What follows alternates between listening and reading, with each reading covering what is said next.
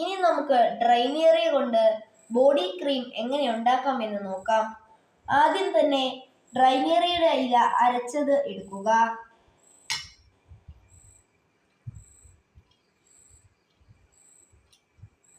അതിലേക്ക് നമ്മൾ അലോവേര ചേർക്കണം. അലോവേരയുടെ ഉള്ളിലുള്ള ജെല്ലാണ് തേക്കേണ്ടത്.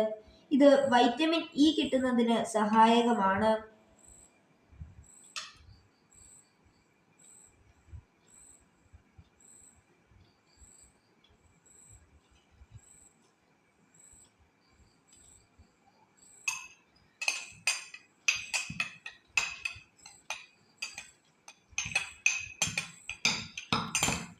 ഇപ്പോൾ നമ്മുടെ ഡ്രൈനേറിയ കൊണ്ടുള്ള ബോഡി ക്രീം തയ്യാറായി കഴിഞ്ഞു. ഇനി നമുക്കതൊന്ന് ബോഡിയിൽ പുരട്ടി നോക്കാം.